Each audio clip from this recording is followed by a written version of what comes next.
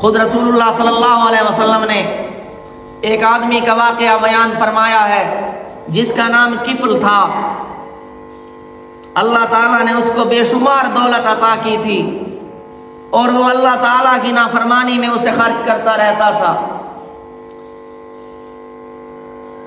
ایسا کوئی گناہ نہیں تھا جس کا اس نے ارتکاب نہ کیا ہو۔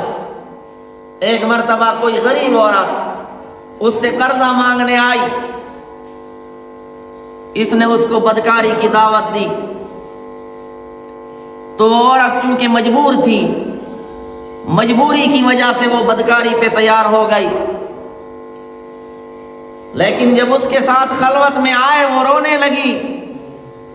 اس نے کہا میں نے تو تجھے مجبور نہیں کیا، اپنی مرضی سے تو یہ کام کر رہی ہے۔ عورت کہنے لگی نہیں، میری مرضی اس میں شامل نہیں، انتہائی مجبوری کی حالت میں، ورنہ میں نے کبھی یہ کام نہیں کیا۔ وہ رونے لگی تو کفل نے جب اس کی حالت دیکھی، اس پہ بھی اللہ تعالیٰ کا خوف غالب ہوا اور اس نے اس کام سے توبہ کر لی اور کہا جتنے دیناروں کا میں نے تیرے ساتھ وعدہ کیا تھا وہ میں تجھے ویسے ہی دیتا ہوں، اور آج کے بعد میرا اس کام سے توبہ ہے۔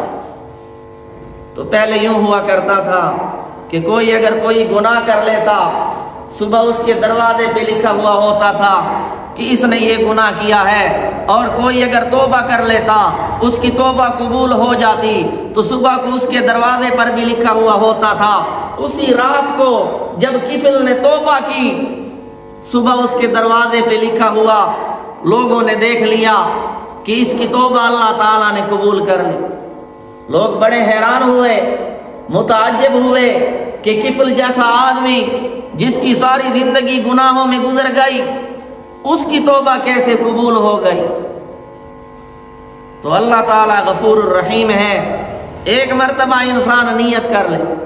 میں کہتا ہوں پچھلے زمانے میں تو شاید کوئی اس طرح کی آزمائش میں مبتلا ہوتا تھا، آج کل تو فحاشی اور عریانی کا دور ہے۔